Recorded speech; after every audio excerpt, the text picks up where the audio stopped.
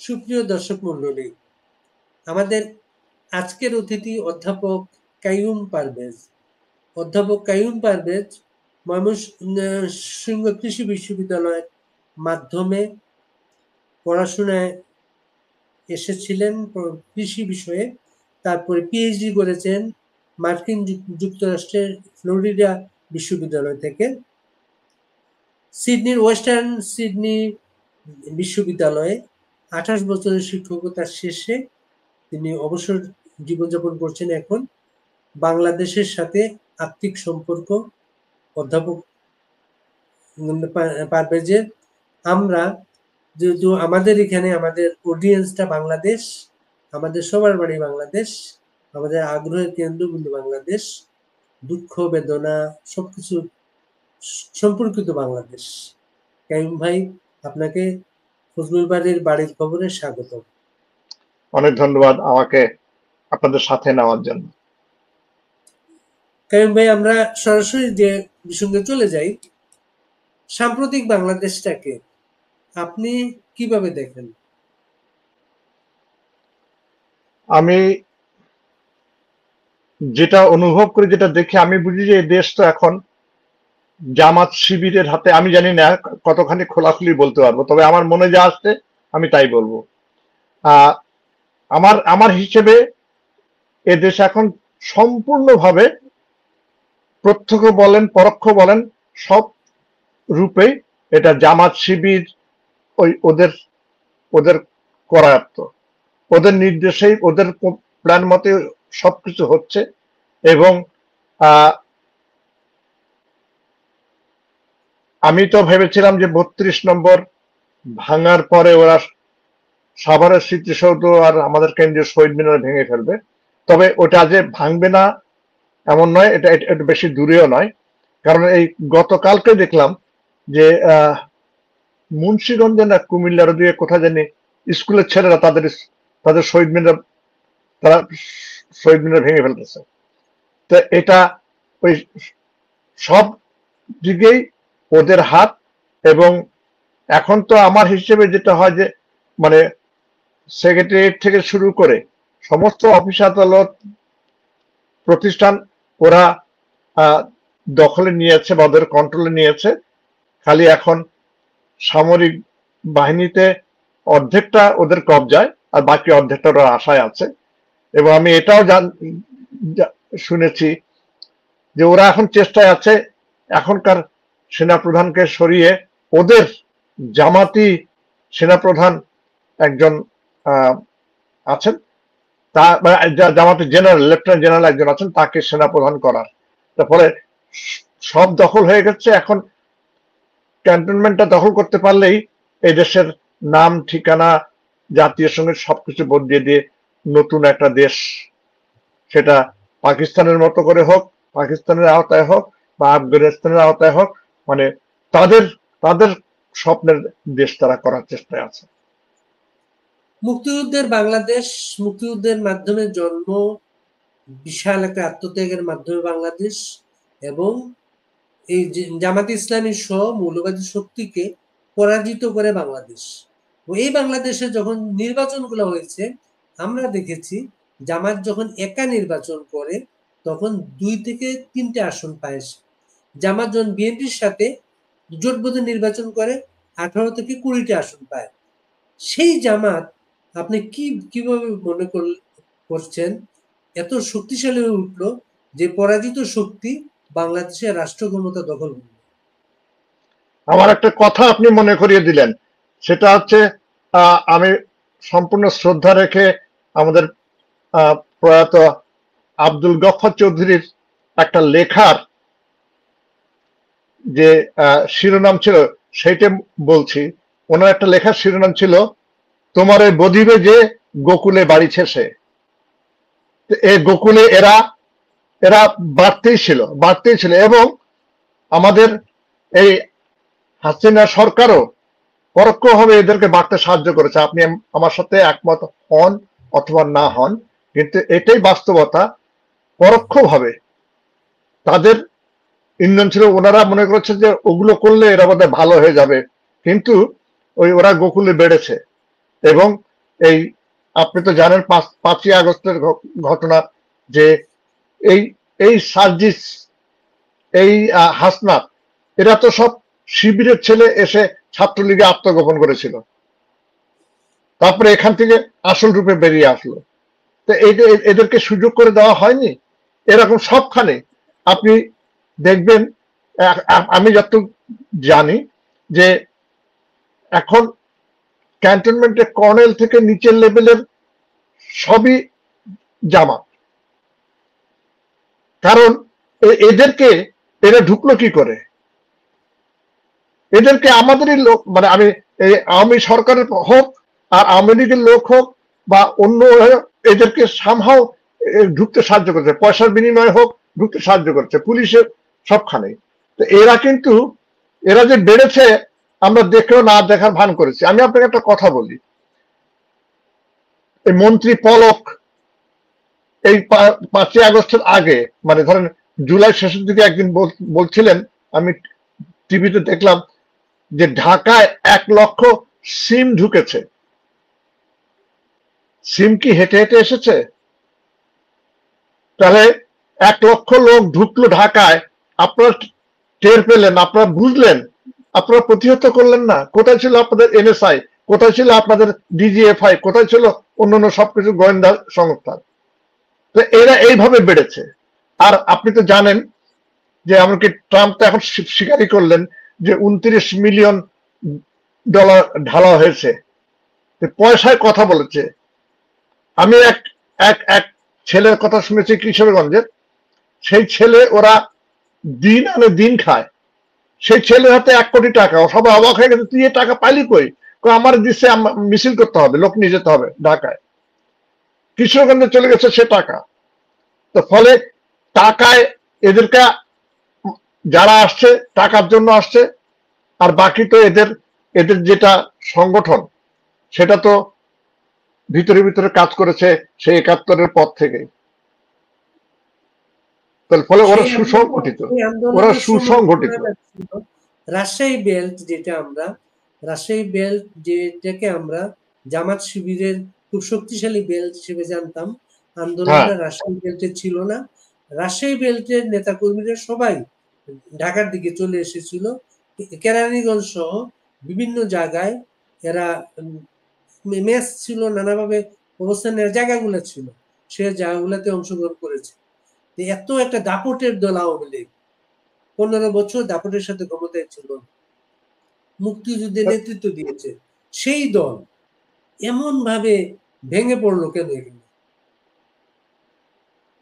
সেটাই। এখন যেমন ধরেন, আমি আপনাকে আরেকটা কথা বলি।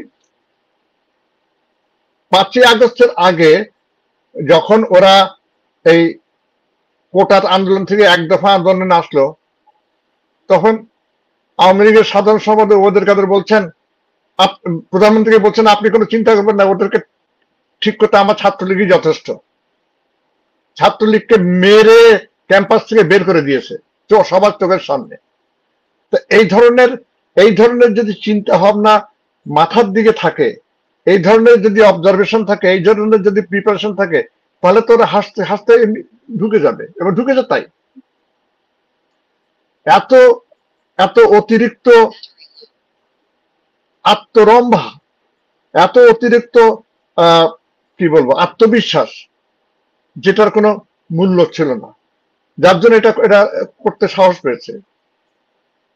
এবং ওই যে 29 মিলিয়ন বাইডেনের, সেই পয়সা কিন্তু আর্মি, পুলিশ, মিডিয়া সবার কাছেই গেছে।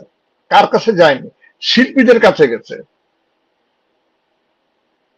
তারপরে সাংবাদিকদের কাছে গেছে। কার কাছে যায়নি সে পয়সা? সব সেভাবে গুছিয়ে নিয়ে তারপরে তারা নেমেছে। যারা উদ্দেশ্য সাধন করে তারা হলো 10%, আর বাকি যে 90% এদের পয়সায় কথা বলেছে, ওদের অত বোঝার দরকার নেই। 5 আগস্ট যখন আপনি লাইভ দেখছিলেন, বাংলাদেশের চিত্র, শেখ হাসিনা বিদেশে চলে যাচ্ছেন, গণভবন লুটপাট হচ্ছে, 32 নম্বরে আগুন দেওয়া হয়েছে, আপনি কি ভাবছিলেন তখন? আমার কষ্ট হয়েছে কেন জানেন? আমি গত বছর ফেব্রুয়ারিতে আমি ঢাকায় ছিলাম এবং আমি ছিলাম মোহাম্মদপুরে আমার ভাগ্নির বাসায়। তা আমার ভাগ্নি বলছে যে মামা আমাদের বাসার রাস্তার ওই পাশে কিন্তু 32 নম্বর, চলেন একটু বেড়ায় আসি। আমাকে নিয়ে গেছিল আমার ভাগ্নি সেদিনকে। এর আগে যখন গেছি তখন অত সময় পাইনি বা ভিড় টির, এদিনকে গিয়ে আমি অনেকক্ষণ ছিলাম, তো যার জন্য আমার খুব কষ্ট ছিল। আমি সেদিনকে না দেখে আসলাম, সেদিনকে দেখে আসলাম। এখন কথা হচ্ছে যে এই 32 নম্বর যে ভাঙলো, তখন আমাদের পুলিশ, আর্মি, এইসব এই সংস্থা এরা কোথায় ছিল? এটা ধরেন বঙ্গবন্ধুর বাড়ি না, ধরেন এটা সেই 32 নম্বর না, একটা নাগরিকের, এদেশের একটা নাগরিকের বাড়ি, সেটা আপনারা দল বেঁধে যে দিনে দুপুরে ভেঙে দিবেন? এখন এইটা সেটার জন্য কি যাদের রক্ষা করার তারা করেনি? আমরা তো টিভিতে দেখলাম ওখানে আর্মি সব দাঁড়া আছে, তাদের চোখের সামনে ওরা ভাঙতেছে। যেমন করে আর্মির ইঙ্গিতে 5ই আগস্ট এগুলো হয়েছে, ইঙ্গিত বা মৌন সমর্থনে, একইভাবে 32 নম্বর ভেঙেছে। এবং আমার শঙ্কা একইভাবে ওরা টুঙ্গিপাড়া গিয়েও ভাঙবে, সেটারও প্রস্তুতি হচ্ছে, কানাঘুষা শুনি এখান থেকে। সেনাবাহিনী বাংলাদেশের ক্ষমতার পরিবর্তনে সবসময় ভূমিকা রাখে। সেনাবাহিনীর হাতে বাংলাদেশের 2 জন রাষ্ট্রপতি নিহত হয়েছে। আগে রক্তাক্ত পরিবর্তনে ভূমিকা ছিল 1/11, এবং এবারের ভূমিকাটা দেখলাম পেছন থেকে তারা ভূমিকা রেখেছে।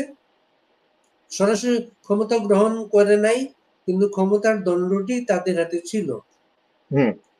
এবার প্রথম আমরা দেখলাম ক্ষমতাটা চলে গিয়েছে স্বাধীনতা বিরোধীদের হাতে। সেনাবাহিনী শুরু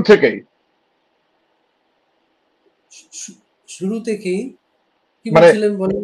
হ্যাঁ, বলছি যে এই সম্পূর্ণ এবারে যেটা দেখছি আমরা, যে শুরু থেকেই এর সম্পূর্ণ কন্ট্রোল, নিয়ন্ত্রণ চলে গেছে স্বাধীনতা বিরোধীদের হাতে, সেই কথাটা আমি বলছি। এবং এইবার মনে করেন শেখ হাসিনা যেদিন ভারতে নিয়ে গেল জিয়া হলো, বাংলাদেশ বিমান বাহিনী পরিবহনে করে, বাংলাদেশ বিমান বাহিনীর এয়ারক্রাফটে করে তিনি ভারতে গিয়েছেন। এটা কি তাকে বাঁচানোর জন্য উদ্যোগ নেওয়া হয়েছিল, না তা আর রক্তপাত দেশে চায় না বলে চেষ্টা হয়েছিল? আমার কাছে যেটা মনে হয়েছে যে সেনাবাহিনী প্রধান যেমন একদিকে প্রধানমন্ত্রী শেখ হাসিনার কোনো না কোনো ভাবে আত্মীয়, এবং তিনি সেই সুযোগটা তিনি বহুবার নিয়েছেন তার চাকরি জীবনে, তার পদোন্নতি ব্যাপারে ইত্যাদিতে। তো হয়তো, তবে আমি বলবো যে যদি সেদিনকে সেনাবাহিনী প্রধান এইভাবে প্রধানমন্ত্রীকে ভারতে না পাঠিয়ে দিতেন, সেদিনকে এই 2 বোন আর প্রাণে বাঁচতে পারত না। এটা উনি করেছেন সেজন্য।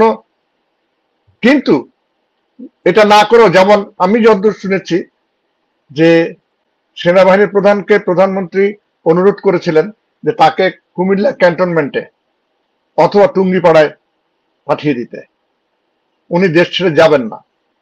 কিন্তু সেনাবাহিনী প্রধান সেটা দেননি। কেন দেননি, এখন সেইটার কারণটা সময় বলে দেবে। সেই ক্ষেত্রে এখন উনি তাকে ভারতে পাঠালেন কি ভালোবেসে, নাকি ওনার ষড়যন্ত্র জালের মধ্যে এটা ছিল, সেটা সময় বলে দেবে, সেটা আমরা এখন বলতে পারবো না। তবে আমি একটা কথা বলি, আমার কথা কতটুকু সঠিক আমি নিজেও জানি না, তবে যা আশ পাচ্ছি আজকে এই সুযোগে আপনার সাথে আমি কথা বলতে, এই সুযোগে আমি কথাটা বলি, যা আজ পাচ্ছি বিভিন্ন পত্রপত্রিকায়, ইউটিউব ঘেটে বা বিভিন্ন সোর্স থেকে, 26শে মার্চের আগে দেশে কিছু একটা ঘটবে। এবং ট্রাম্পের সাথে মোদির মিটিং হওয়ার পরে ভারতের যে পরিকল্পনা, সে অজিত দোভালের 3 পয়েন্ট প্ল্যান, সেই 3 পয়েন্ট প্ল্যানের একটা হচ্ছে, শোনা যায় যে ইতিমধ্যে নাকি এই অন্তর্বর্তীকালীন সরকারের প্রধান উপদেষ্টা প্রফেসর ইউনূসকে নাকি বলে দেওয়া হয়েছে মার্চের প্রথম সপ্তাহের মধ্যে পদত্যাগ করতে। যদি তিনি না করেন তাহলে ওয়াকরুজ্জামানকে বলা হয়েছে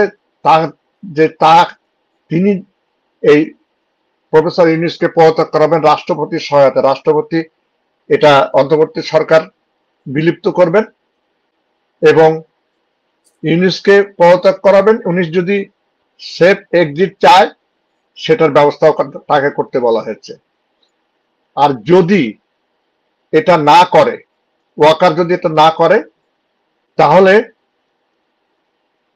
এই জাতিসংঘের শান্তি বাহিনীতে আমাদের যে কন্টিনজেন্ট গুলো আছে এগুলো সব ফেরত আসবে এবং আগামী কোনোদিন বাংলাদেশের কোনো আধা সামরিক সংগঠন শান্তি রক্ষা বাহিনীতে আর যোগ দিতে পারবে না। সেটা যদি এটা। আর 3 নম্বর প্ল্যান হচ্ছে, যদি এগুলো কোনোটাই ওয়াকার যদি কাজ না করে তাহলে ভারত সরাসরি এটাতে ইনভলভ হবে, কারণ আইএসআই এবং পাকিস্তান এর মধ্যে ভারতের এই চিকেন নেক গুলাতে আক্রমণের জন্য বাংলাদেশে পাকিস্তানের আর্মি, পুলিশ বাংলাদেশে এবং সন্ত্রাসী আইএসএর এরা সংগঠিত হচ্ছে। ভারত সেটা জানে এবং সেটাকে নির্মূল করার জন্য ভারত প্রয়োজনে বাংলাদেশে ঢুকবে। যত কিছু শুনছি, এইটুকু শুনছি যে 26শে মার্চের আগে এগুলো ঘটবে এবং এর মধ্যে প্রধানমন্ত্রী শেখ হাসিনা তিনি সসম্মানে প্রধানমন্ত্রী হিসাবে উনি বাংলাদেশে ফেরত আসবেন এই 26শে মার্চের আগে। এবং এটার মূল দায়িত্ব দেওয়া হয়েছে ওয়াকারুজ্জামানকে। এই যে শুনছেন, এগুলোর তথ্য সূত্রটা কি বলা যায়? ওই যে বললাম, ইউটিউব, যেমন ধরেন আমি দুজনের অ্যানালিসিস দেখি। এক ভারতের, একজন হচ্ছেন তরুণ ঘোষ, আরেকজন হচ্ছে মনোজ দাস। এদের এইগুলো দেখলে বেশ কিছু তথ্য পায়, এখান থেকে এই তথ্যগুলো পাওয়া। এখন এবং অন্যগুলো দেখি একই ধরনের কথা বলছে। তবে এইটুকু অন্যগুলো কারণ আমাদের দেশে তো মানে আপনি তো জানেন আমাদের দেশে তো কোনো নিউজ পাওয়া যায় না। মতিউর রহমান চৌধুরী বলে নিউজ তো করতে পারবো না, আমাদের তো সেই অধিকার নাই। ফলে বুঝতে পারছেন আমাদের দেশে তো কোনো খবর পাওয়া যাবে না, বলবেও না, বলতে দেবেও না। যার জন্য এই ধরেন বিবিসি বা অন্যান্য আর এই ভারতের কিছু থেকে এইগুলো কালেক্ট করে। সেজন্য আমি বলছি যে আমি জোর দিয়ে বলতে পারবো না, কিন্তু শোনা যাচ্ছে। তবে আমি এইটা বুঝতে পারছি যে 26শে মার্চের আগে কিছু একটা ঘটবে। কি ঘটবে আমি এই যেমন অজিত দোভালের এই 3 point action plan, 3 point action plan আমি বললাম যে এটা নিয়ে ওরা কাজ করছে এবং সেটা নিয়ে তারা আগাচ্ছে। এটা আমি নিশ্চিত। আপনার এই বক্তব্যের একটা তথ্য সূত্র আছে, যেটা ভারতীয় সেনাবাহিনী প্রধান গত 1-1.5 মাস ধরে যে কথাগুলো বলছেন আগে আমরা কখনোই খেয়াল করিনি। যেমন সেনাবাহিনী প্রধান একদিন বলেছেন, ভারতীয় সেনাবাহিনী প্রধান 5 আগস্টের আগে পরে বাংলাদেশ সেনাবাহিনী প্রধানের সাথে অনর্গল কথাবার্তা হচ্ছিল এবং উনি আভাস দিলেন এভাবে শেখ হাসিনাকে ভারতে নিয়ে যাওয়া হয়েছে। তারপরে সর্বশেষ ভারতীয় সেনাবাহিনী প্রধান একটা কথা বললেন, বাংলাদেশে পাকিস্তানি গোয়েন্দা সংস্থার উপস্থিতি তারা টের পাচ্ছেন, তারা সেখানে সংগঠিত হচ্ছে, ভারতের নিরাপত্তার জন্য ঝুঁকি তৈরি হচ্ছে। তিনি যে কথাগুলো বলছেন সেখান থেকে ভারতের মতো দেশ কোন পদক্ষেপে যাবে বা যেতে পারে সেই আভাসটা কিন্তু এখন উনি দেন নাই। পাকিস্তানের সাথে ভারতের এমনি একটা মানে যুদ্ধ হওয়া অবস্থা চলছে এই সন্ত্রাসী ইস্যুতে। কারণ ওরা এখন বাংলাদেশকে ব্যবহার করতে চাচ্ছে ভারতকে আক্রমণ করার জন্য। তার জন্যতে আপনি জানেন যে এর মধ্যে পাকিস্তানের আইএসআই প্রধান বাংলাদেশে ঘুরে গেছে, তাদের লোকজন আসছে, আমাদের সেনাবাহিনীর লোকজন যাচ্ছে, এমনকি পাকিস্তান থেকে এই সেনাবাহিনীর লোকজন এসে আমাদের বাংলাদেশের সেনাবাহিনীকে বিভিন্ন ক্যান্টনমেন্টে ট্রেনিং দিচ্ছে। এগুলোর অন্তরালে অনেক কিছু ঘটছে। এবং ভারত, যেমন ধরেন আমি বলি, আমার কাছে মনে হয় 1971 যখন 9 মাস ধরে ভারত ইন্দিরা গান্ধী কাজ করেছেন, তারপরে যেটা হলো যে ডিসেম্বরের 3 তারিখে পাকিস্তানের সাথে যুদ্ধে পাকিস্তান আক্রমণ করলো ভারতকে। পাকিস্তান তখন যুদ্ধে জড়ালো ওদিকে ওয়েস্টার্ন ফ্রন্টে, আর এদিকে ইস্টার্ন ফ্রন্টে ঢুকে গিয়ে 10 দিনের মধ্যে আমাদের দেশ স্বাধীন হয়ে গেল যুদ্ধে। আমি এখনো এই 24-25 সালে এসে আমি একই জিনিস দেখতে পাচ্ছি যে ভারতের, কারণ এই অজিত দোভাল গত কয়েকদিন ধরে বিভিন্ন আমাদের এই যে কি বলে বাউন্ডারি, সীমানা, এখানে উনি গত 3 দিন ধরে ঘোরাঘুরি করেন। অজিত দোভাল হচ্ছে ভারতের নিরাপত্তা প্রধান, এবং আমাদের প্রধানমন্ত্রী যখন হিন্ডন বিমানবন্দরে যেয়ে পৌঁছান, তখন ভারতের পক্ষ থেকে এই অজিত দোভালই ওনাকে রিসিভ করেছিলেন। এবং এখনো প্রধানমন্ত্রীর সমস্ত দায়িত্ব ওই অজিত দোভালের উপরেই। এবং যখন ট্রাম্পের সাথে মোদির মিটিং হয়, সেই মিটিংয়ে অজিত দোভালও ছিলেন, তাদের পররাষ্ট্রমন্ত্রী সহ। ওইখানে কিন্তু অনেক প্ল্যান প্রোগ্রাম হচ্ছে যেগুলো মিডিয়ায় আসেনি, কিন্তু এখন সেইভাবে কিন্তু কাজ হচ্ছে। ভারতের সৈন্যবাহিনী মোবিলাইজেশন শুরু হয়ে গেছে, তারা বর্ডারের তারা ওই সব সাপ্লাই চেইন রেডি করতেছে এগুলো। তো ফলে আমি বললাম যে একটা কিছু ঘটতে যাচ্ছে সহসাই, এবং যেটুকু তারা বলছে যে 26শে মার্চের আগে প্রধানমন্ত্রী তার প্রধানমন্ত্রী হিসেবে বাংলাদেশে ফিরবেন, এবং তাকে নেওয়ার দায়িত্ব আপাতত দেওয়া হয়েছে ওয়াকারুজ্জামানকে। যদি ওয়াকারুজ্জামান ফেল করে, তার অল্টারনেটিভ অপশনগুলো তারা বলে দিয়েছে কি করবে। তবে তারা কনফিডেন্ট যে এটা হবে। এখন আমি তো ধরেন এখান থেকে বসে কতটুকু আর বলতে হবে। আমি ওই যে আপনি বললেন আমার সোর্স, এর আগে আপনি বললেন হচ্ছে ওয়াকারুজ্জামানকে চেঞ্জ করার চেষ্টা করছে জামাত ইসলামী। এখানে আবার এখনকার তথ্য হচ্ছে ওয়াকারুজ্জামান যদি তার কথা রাখতে না পারেন, অ্যাসাইনমেন্ট মেনটেন করতে না পারেন, তাহলে তাকে বদল করতে অন্য শক্তিও চেষ্টা করতেছে। এবং ভারতের যেটা আমি ওখানে যেটা শুনে, যদি ওয়াকারুজ্জামান ব্যর্থ হবে, রাজি না হয়, তাহলে অন্য একজন লেফটেন্যান্ট জেনারেলকে রেডি করা হয়েছে এই দায়িত্বগুলো করার জন্য। হাসিনার সিকিউরিটি সব মেনটেন করে। ওরা বলছে যে যেমন 5ই আগস্ট যখন ওয়াকারুজ্জামান ভারতের সেনাবাহিনীর প্রধানকে অনুরোধ করেছিল যে ভারতের বিমান বাহিনী বা বিমান পাঠিয়ে শেখ হাসিনাকে নিয়ে যাওয়ার জন্য, ওনারা সেটা রাজি হননি, বলেছেন যে এটা আন্তর্জাতিক আইন অনুযায়ী আমরা এটা করতে পারি না। এটা স্বাভাবিক, এটা আমিও বুঝি, আপনিও বোঝেন যে আরেক দেশের প্লেন এনে এক দেশের প্রধানমন্ত্রীকে উঠে নিয়ে চলে যাবে। ওরা বলেছিল যে তোমরা কোনোভাবে তোমাদের বিমান দিয়ে কোনোভাবে ভারতের যে কোনো অংশে নামাও, বাকি দায়িত্ব আমাদের, এবং সেভাবেই প্ল্যান হয়েছে।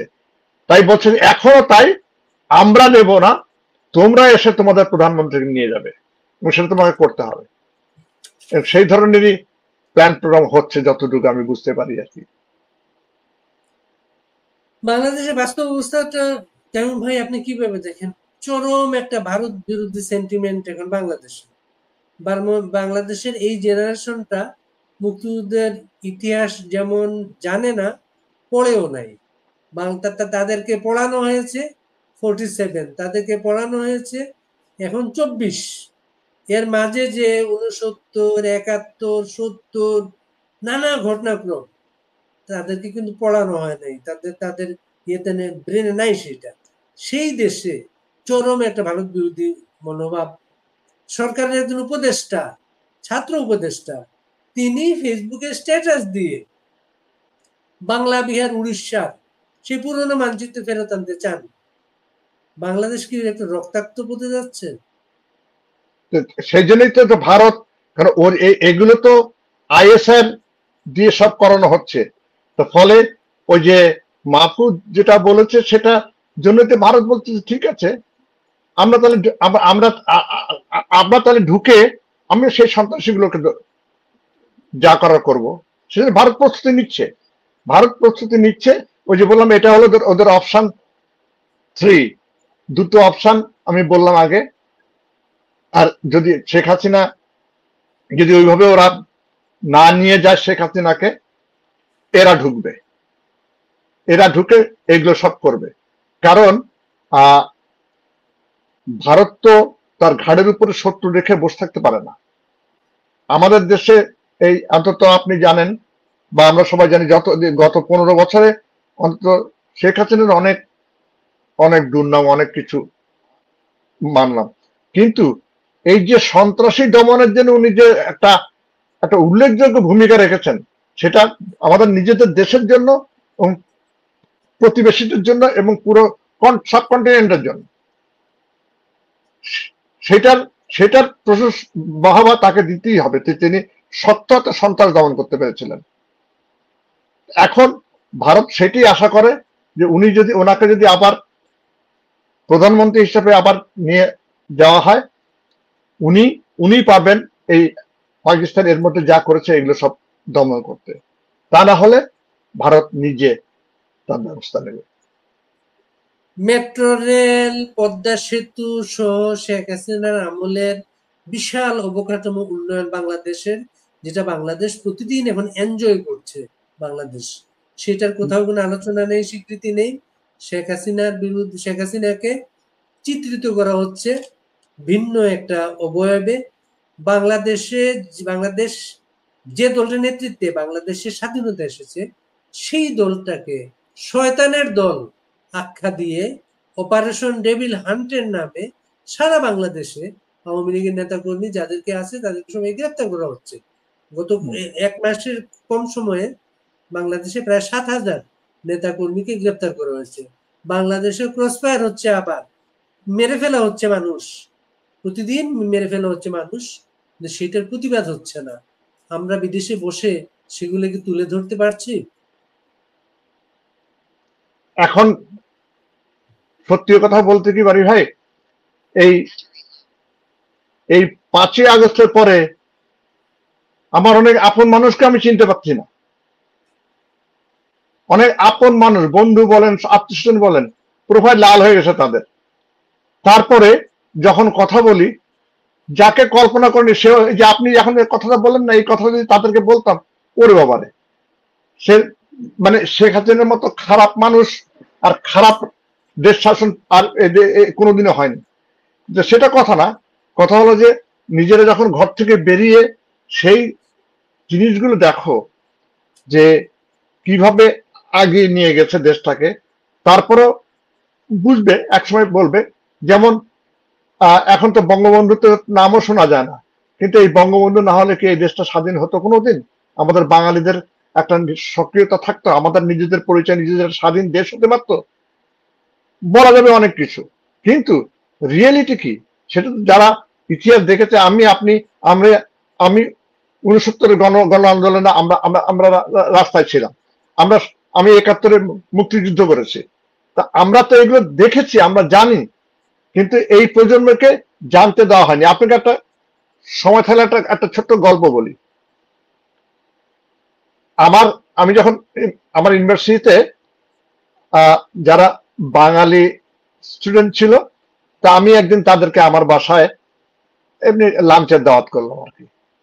সেইখানে ওই প্রধানমন্ত্রীর যে সচিব ছিল সাজ্জাদুল হাসান আমার ছাত্র, ও ছিল ছাত্র তখন। সাজ্জাদ তখন এসেছিল এখানে মাস্টার্স করতে, সাজ্জাদ ছিল, আরো কয়েকজন বাঙালি ছেলে ছিল আর কি। তো ওইখানে একটি ছেলে এসেছিল, ও আইয়ুব একটা ছাত্র, তো নতুন আসছে তখন। তো আমাদের লাঞ্চ খাওয়ার পরে গল্প হচ্ছে, স্বাভাবিক বাঙালি এক জায়গায় বসে তো দেশ আর পলিটিক্স নিয়ে কথা ওঠে। তো দেশের কথা উঠতে উঠতে তো ওকে সবাই বলছে যে এই তুমি তো সম্প্রতি দেশ থেকে এসছো, তুমি ভালো বলতো, বলো তো দেশের কি অবস্থা, কি মনে করো। আমার কথাটা খেয়াল করে শুনতে, নাহলে মজাটা মিস করবেন। তো ও আমাকে বলছে যে স্যার, বাংলাদেশের একটাই সমস্যা হচ্ছে কি, তো এই দেশ মেজর শেখ মুজিবুর রহমান স্বাধীন করেছিল না মেজর জিয়াউর রহমান স্বাধীন করেছিল। তা তখন সবাই ওখানে বলছে, তুমি কি বলো আবার বলো তো।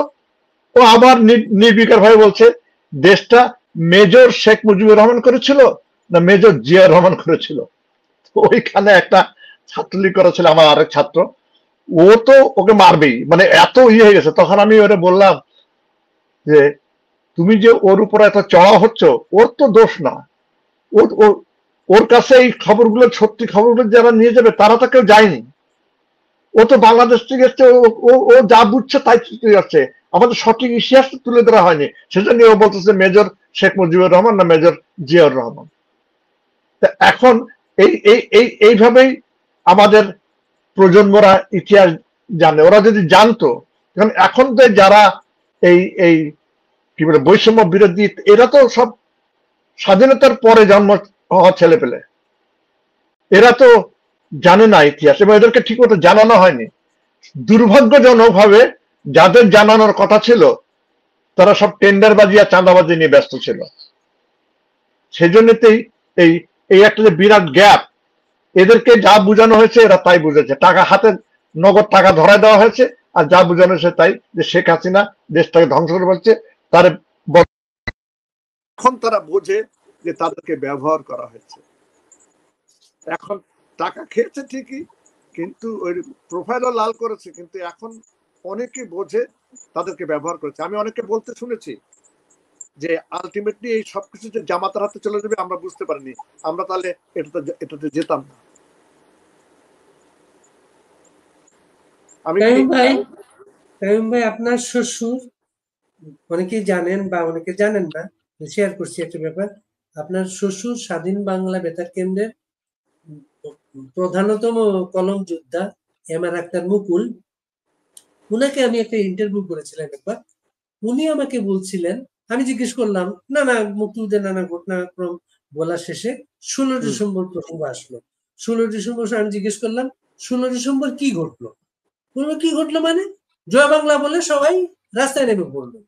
যে 16 ডিসেম্বর সবাই রাস্তায় নেমে পড়লো। 16 যারা বিজয় দেখে নেই তারা সবাই রাজাকার, কারণ 16 যারা বিজয় দেখে নাই তারা হয় ভয়ে আত্মগোপন করছিল, প্রাণ পালাচ্ছিল। সেই 16 ডিসেম্বর যারা বিজয় দেখে তারা সবাই রাজাকার।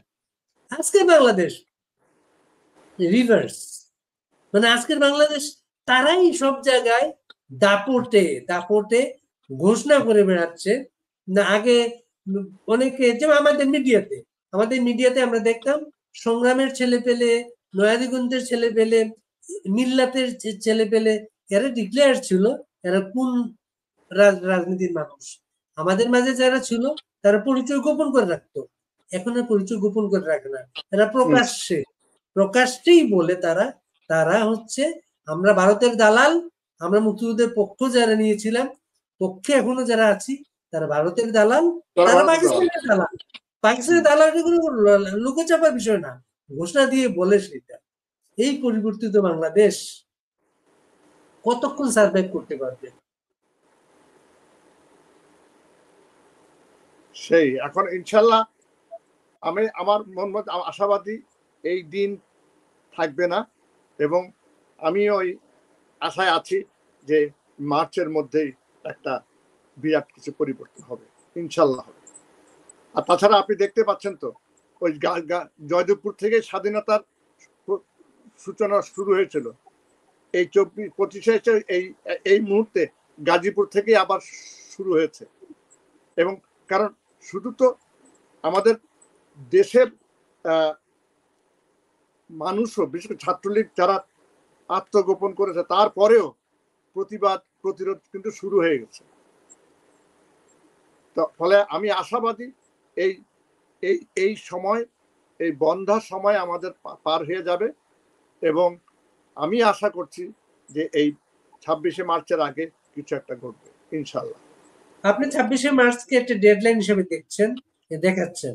আবার এই সরকারের লোকজন যে ডেডলাইন তৈরি করেছে মার্চের মধ্যে শেখ হাসিনার বিচার শুরু করবে তারা, সেই আদালতে শেখ হাসিনা যে আদালতে যুদ্ধবিরোধী ফাঁসি দিয়েছিলেন সে বিচার শুরু করবে। আমরা সর্বশেষ একটা টকশোতে আমরা একটা তথ্য আবিষ্কার করেছি, একজন সাংবাদিক, অনুসন্ধানী সাংবাদিক, তিনি আমাদেরকে বলেছেন সম্প্রতি বাংলাদেশ সুপ্রিম কোর্টের বিচারপতি এমদাদুল হক তার বাড়িতে বৈঠকে রূপরেখা তৈরি করা হয়েছে কিভাবে তার শেখ হাসিনার ফাঁসি দেবে, শেখ রেহানার ফাঁসি দেবে, ফাঁসিটা ঘোষণা করবে।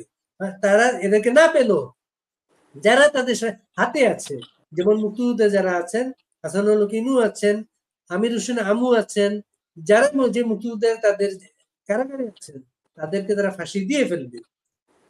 কোনটা বাস্তব? সেই সুযোগ ওরা পাবে না, সেই সময় ওরা পাবে না। আমি আপনাকে বললাম যে তার আগেই পট পরিবর্তন হচ্ছে ইনশাআল্লাহ। আমার দৃঢ় বিশ্বাস, দৃঢ় আস্থা। আমি যেটা থেকে জানি, আপনি সাংবাদিক, আপনি আমার থেকে আরো খোঁজ, আপনার লিঙ্ক আপনি আরো জানেন, খোঁজ নেন, অপেক্ষা থাকেন।